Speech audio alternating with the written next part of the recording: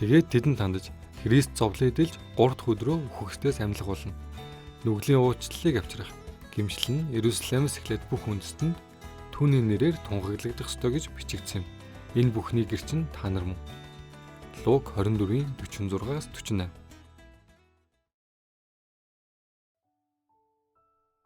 Грек хэлний гэр чимээх үг болох мартус нь зөвхөн харсан сонсноо батлах нэгэн төдий бус үнний төлөө амьдралаач дэнчин тавихад бэлэн хүнийг илэрхийлдэг. Заримдаа энэ үг мартир буюу Христийн төлөө амь насаа өгсөн итгэгч гэсэн утгыг агуулдаг.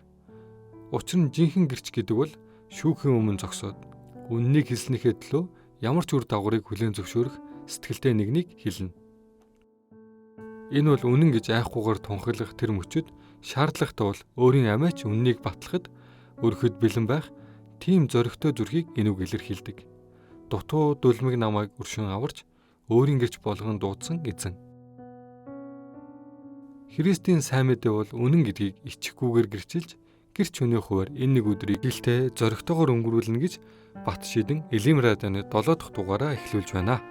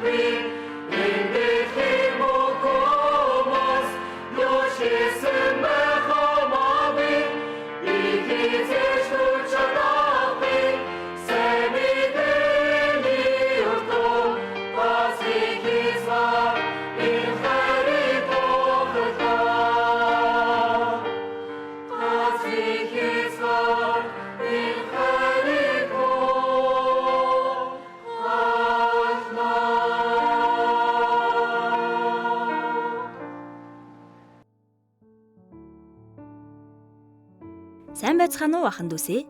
Та бүхэндээ Элим радиогийн халуун мэндийг хүргэе. 6 дугаар сар эхэллээ.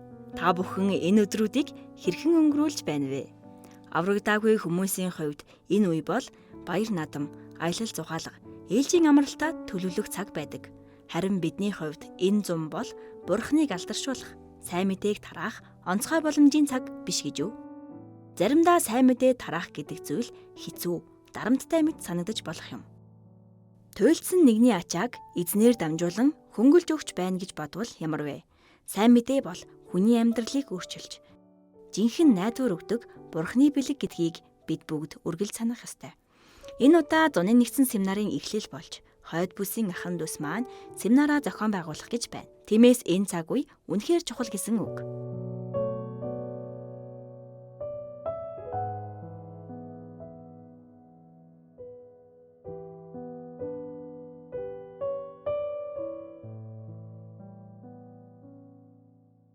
Нэрээ хаа хойд бүсэд ямар чуулганууд байдгийг та мэдв үү? Мэдээж олон чуулганууд бий. Миний санджаагаар Дархан Эрдэнэт, Сэлэнг, Хөтөл, Баруун хараа, Зүүн хараа, Булган, Шарин гол, Улаан хот гээд олон чуулгануудыг санаж байна. Бас миний санахгүй байгаа ч гэсэн олон чуулганууд нөхрөлдгөө. Хойд бүсийн эдгээр чуулганууд маань Эрдэнэт хотод Галил цуглуулалтын байранд цуглаж зуны нэгдсэн семинараа зохион байгуулдаг. Харин Төвийн бүсийн ахын дүүс маань заан тэрэлжид цуглан Бурхны үгийг сонсдог. Тэгэлгүй яах вэ? 2008 оноос эхлэн Галил цугларалтын байранд зуны нэгдсэн семинарын анхны үг тунхаглагдаж эхэлсэн байдаг. Тэр газарт очих бүрт хамгийн их мэдрэгдэх зүйл бол Бурхны гайхамшигт эмх цэгц гэж хэлж болно. Маш олон хүний хоол, байрлах байр гээд бүхий л нөхцөл байдалд эзэн өөрөө удирдан ажиллаж байгааг мэдэрдэг. Мэдээж асуудлууд олон байсан. Ариун цэврийн өрөө, могой, дэнгийн ирвэхээ зэрэг санаа зовоох зүйлүүд их байсан шүү. Гэсэн ч энэ газарт хүмүүсийг авчирч л чадвал семинарын үгийг сонсоод гэр бүл, хайртай хүмүүс маань аврагдана гэсэн найдварт ахын дүүсийн зүрхэнд үргэлж байсан учраас сайн мэдээ тасралтгүй тараагдаж ирсэн болов уу? Тэгэлгүй яах вэ? Өнөөдөр Монголын сайн мэдээч бас илүү хүчтэйгээр тараагдсаар байна. Бурхан илүү олон хүнд сайн мэдээг хүргэх өргөн боломжийг нээж өгч, хойд болон Төвийн бүсийн ахын дүүс 7 хэлжээр оролцсон сайн мэдээг тунхаглах боломжтой болсон байна.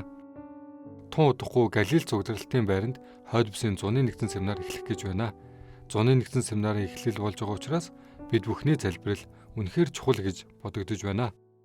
Тиймээс энэ удаагийн дугаараар дамжуулан зуны нэгдсэн семинартай холбоотой гэрчлэлүүдийг хүргэж бид бүгд сэтгэлээ нэгтгэн нэгэн зорилгын төлөө залбирах цаг болоосоо гэж хүсэж байна. Ингээд эхний гэрчлэлийг Дархан чуулганы ээжүүдийн эсэгт нөхөрлөдөг Баярмаа ихчийн хуваалцсан гэрчлэлээс хамтдаа сонсцгоё. Дархан чуулган маань семинарын төлөө өглөө бүр хамтдаа тунгаан бодолтой хуваалцаж, зуны нэгдсэн семинарын төлөөх амьдралын семинараа ч гэсэн хийн гэсэн сурагтай байсан шүү. —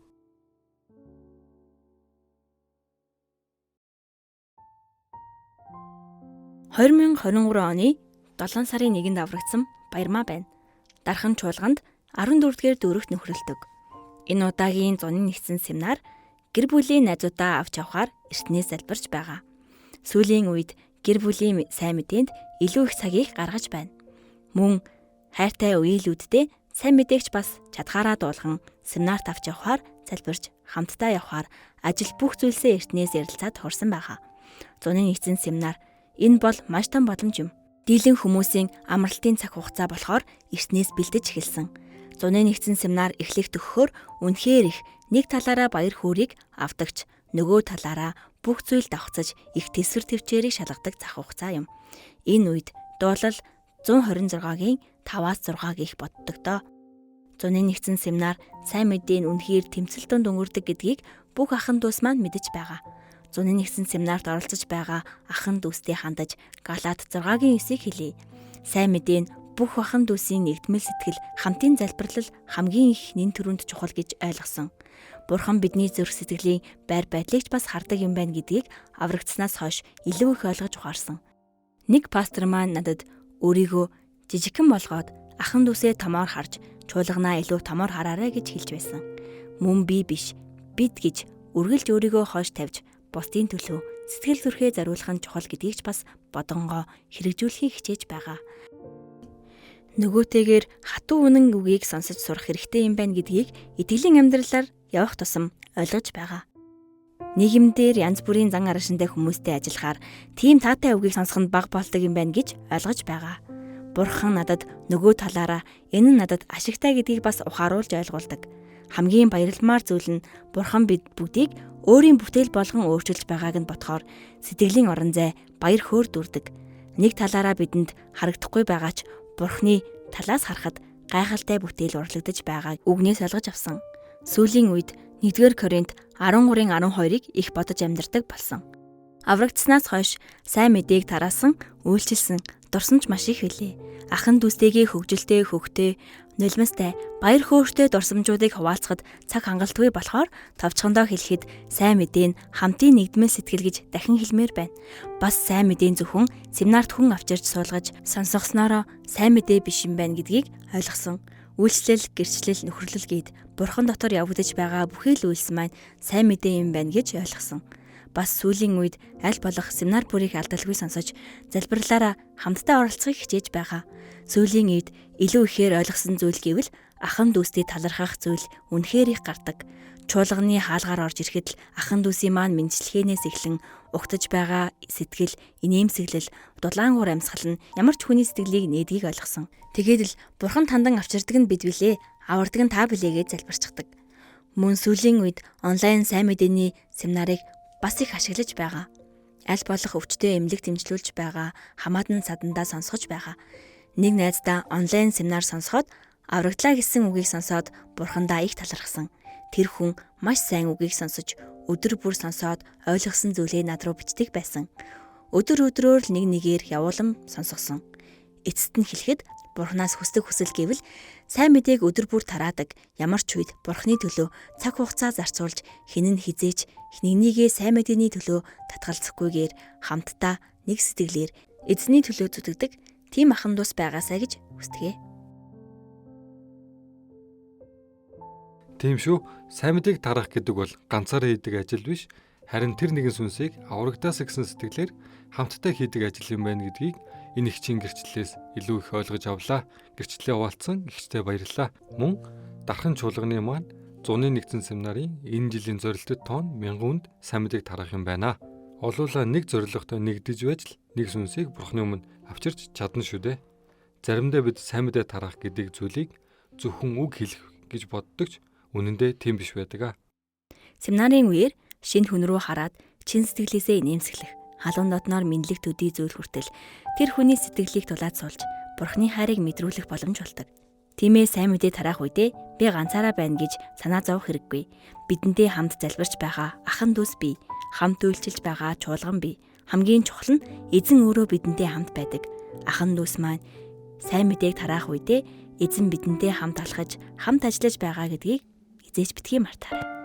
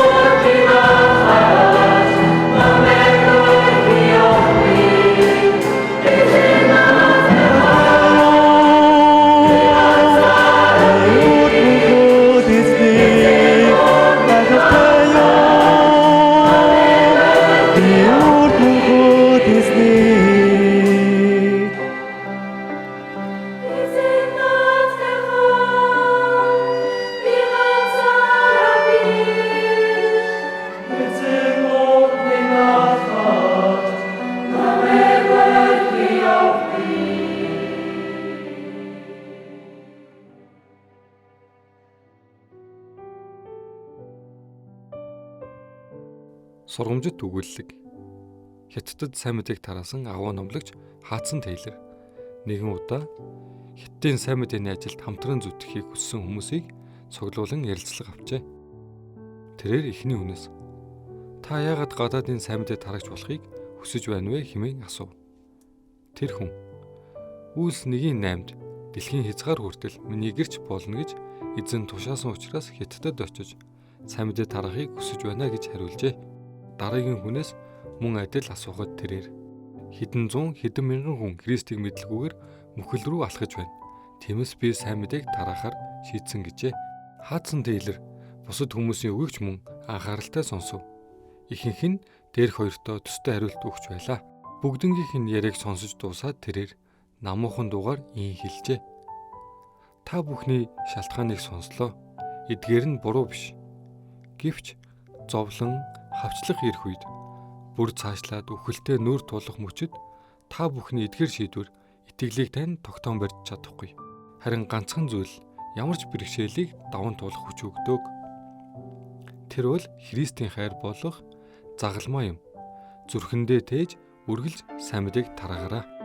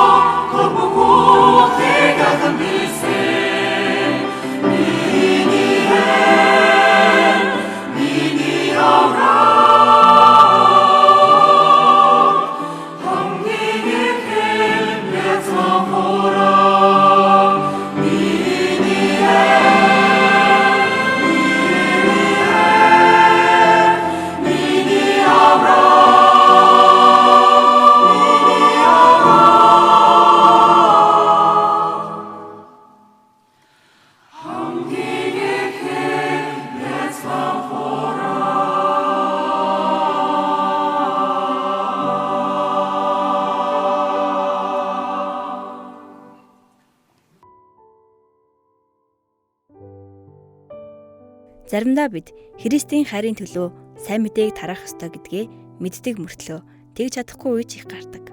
Есүс төрсөн сүнснүүдийг аврахын төлөө энэ дэлхийд ирээд тосгон сурингуудаар явж хүмүүст Тэнгэрийн хаанчлал ойртон ирснийг тасралтгүй тунхагласан. Түүний алхам бүр үйлчлэл бүрийн цаана ганц сүнсийг алдахыг хүсээгүй халуун хайр, өрөвдөн инэрх сэтгэл байсан. Өнөөдөр бид ч мөн адил Есүсийн тэрхүү сэтгэлийг өөртөлж түүний хайрыг ойлгосон хүмүүсийн хувьд нэгч болов сүнсийг хайрлах зүрх сэтгэлээр сайн мэдээг тунхаглах хэрэгтэй болов уу гэж бодож байна. Тиймээс Есүс Христийн сэтгэлээр сүнсний үн цэнийг харж сайн мэдээг зоригтойгоор тунхалцгаая. Ингээд Эрдэнэт чуулганы залуучууд эсэгт нөхрөлдөг Отгон сүр эгчийн хуваалцсан гэрчлэлийг хамтдаа сонсцгоё. Сайн байцгаана уу? 2021 онд Есүс Христийн цусаар гэм нүглээ уучлуулан аврагдсан Эрдэнэт чуулганы залуучуудын хэсэгт нөхрөлдөг Отгон сүрэн эгч байна.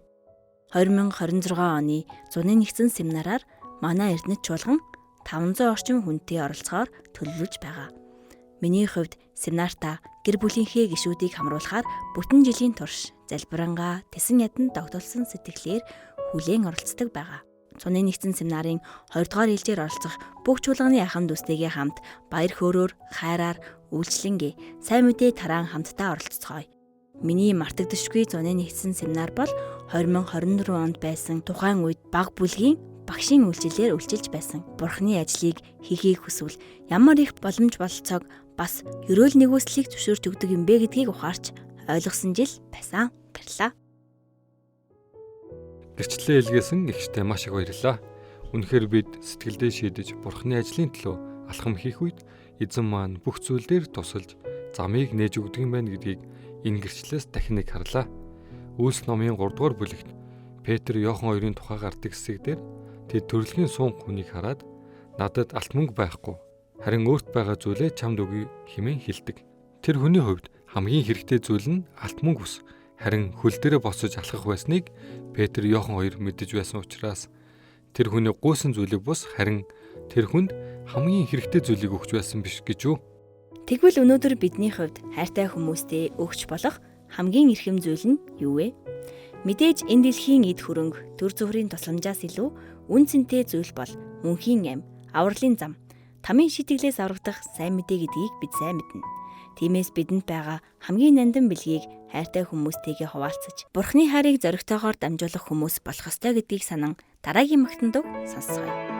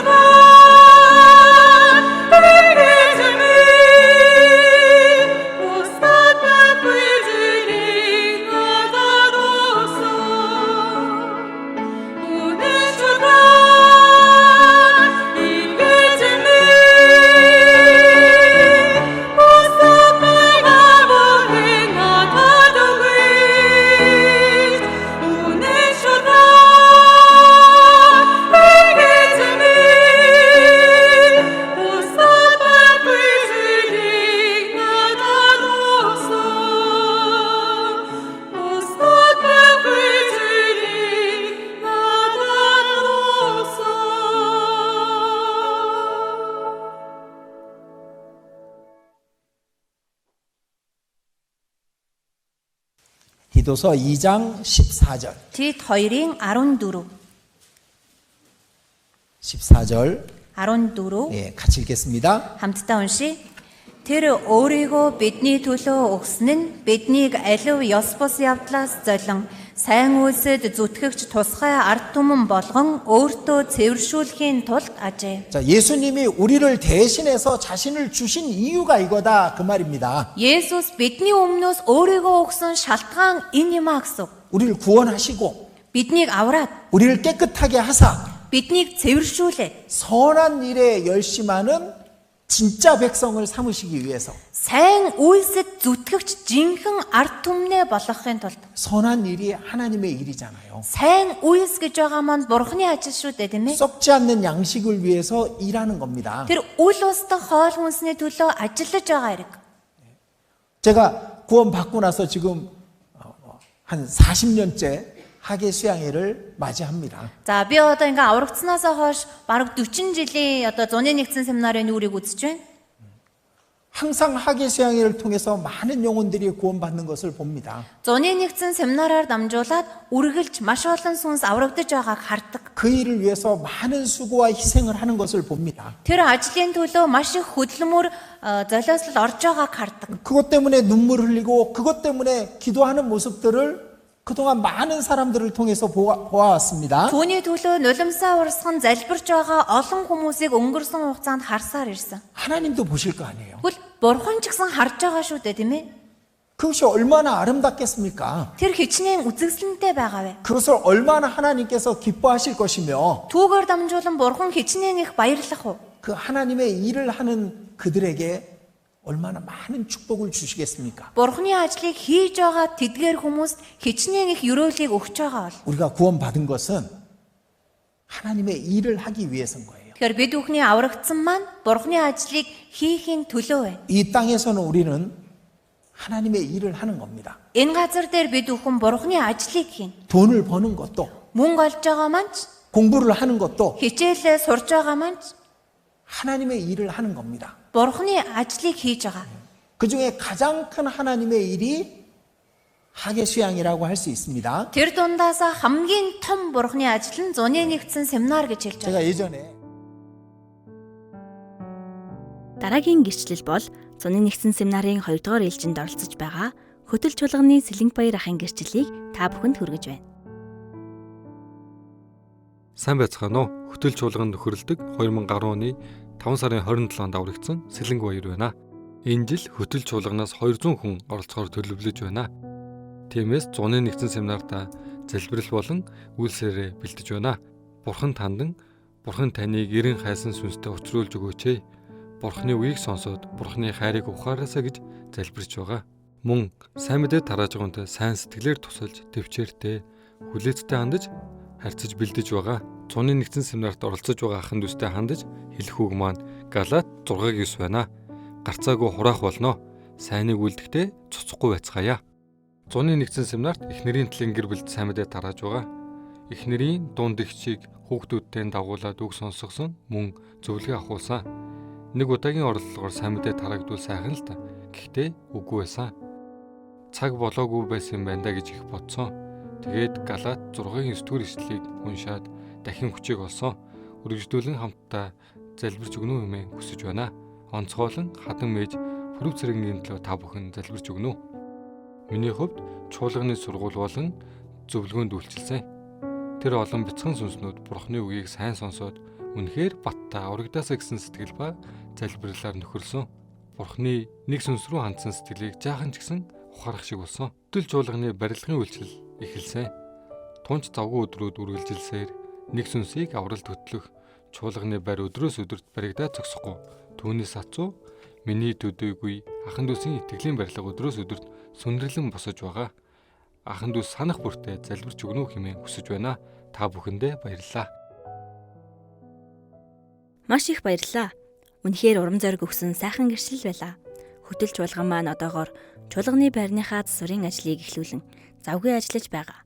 Үүний зэрэгцээ сайн мэдээ тараах ажил болон зуны нэгдсэн семинарын бэлтгэл ажлууд үргэлжилж байгаа болохоор ахан дүүс маань үнэхээр ачаалал ихтэй өдрүүдийг өнгөрүүлж байгаа бололтой.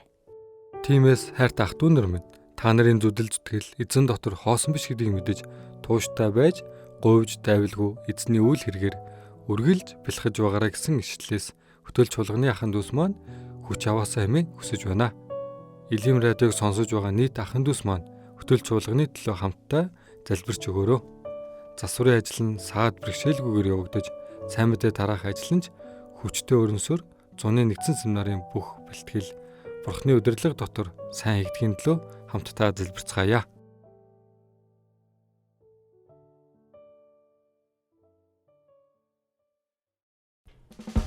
Сонсдог сургаалтын 7 дугаар бүлэг.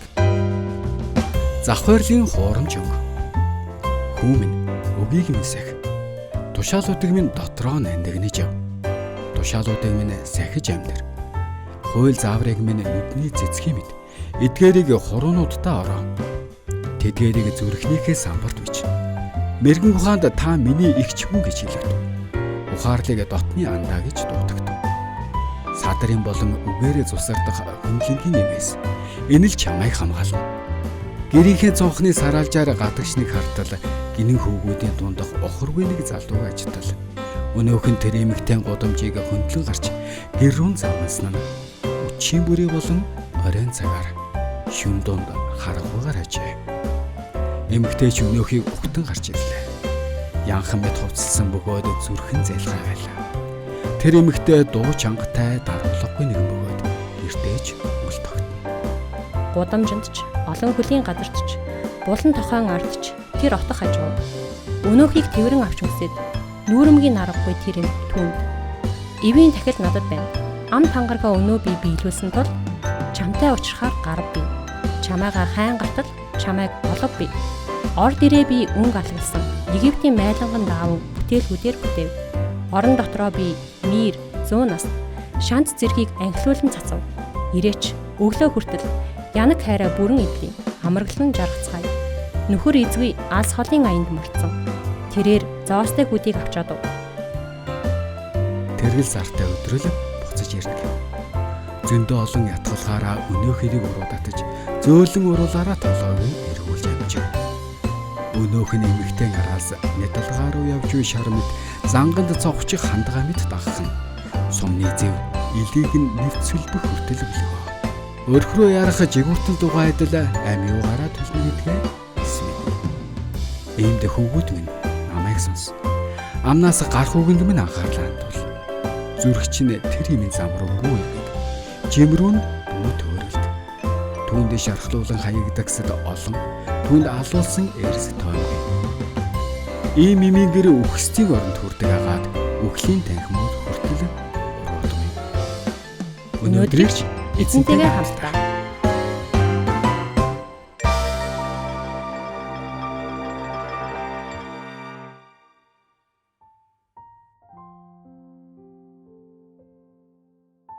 Энэ удаагийн дугаарт маань онцгойлон чуулганы сургуулийн сурагч гэрчлэл илгээсэн байгаа. Одоо бүгдээрээ хөвсгөл чуулганы хүслийн хичээн гэрчлэлийг сонсцгоё. Бүгдээрээ сайн байцгаана уу? 2021 оны 2 дугаар сарын 7-нд аврагдсан хүслийн эгч байна. Одоо ахлах тунд ангийн хэсэгт нөхөрлөж байгаа. Хөвсгөл чуулган маань 2026 оны зуны нэгдсэн семинарт 200 хүнтэй оролцохоор төлөвлөж байна. Манай чуулган 6 сарын 1-нд хуушуур зарж автобусныхаа зардлыг бүртгүүлсэн. Харин миний хувьд өөрийнхөө зардлыг болон сайн мэдээ тарааж байгаа найзынхаа хураамжийг бэлдсэн. Энэ жил бэлтгэл ангийн багш болон магтан дууны хэсэгт үйлчлэхээр болсон. Бүхэл ахын дус маань 2026 оны зуны нэгдсэн семинарыг сүүлжих гэж бодонгоо бүхэл зүрх сэтгэлээ зориулаад эзний зөвшөөрж өгсөн. Энэ зунаар дамжуулан сүнслэг хүчийг олж авцгаая. Өмнө нь зуны нэгдсэн семинараар Ану гэдэг найздаа сайн мэдээг тараагаад хамт Галил явж байсан. Тэр үед анхны сайн мэдээ тарааж байсан учраас оролцохгүй байх вэ гэсэн айдас байсан. Тэгээд эзэн залбираад эзэн даатгах хэрэгтэй юм байна гэдгийг ухаарсан. 2026 он Бурхны зун урагшаа хамтдаа зуны нэгдсэн семинартаа хүчтэйгээр оролцгоё.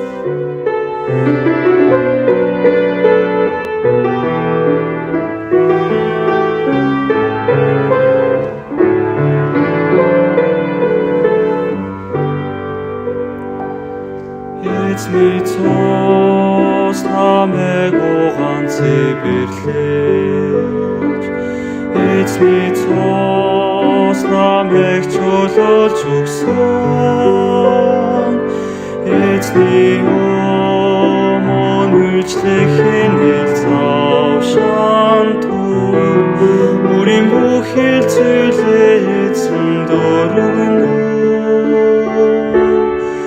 Эзний гар миний төлөө хатгагдаа Эзний хөл миний төлөө хатагдсан тул одоо бол би амьдарч байгаа юм биш зөвхөн эзний төлөө амьдарч байгаа юм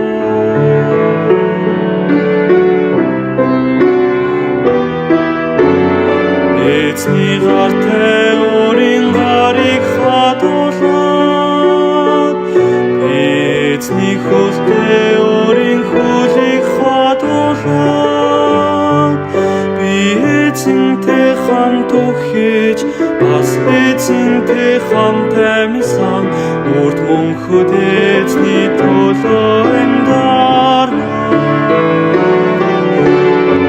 Эзний гартай өөрийн гарыг хадуулаад Эзний хөлтэй өөрийн хөлийг хадуулаад би эзэнтэй хамт үхэж бас эзэнтэй хамт амьсан урд мөнхөд эзний төлөө амьдарна Эзний төлөө амьдарна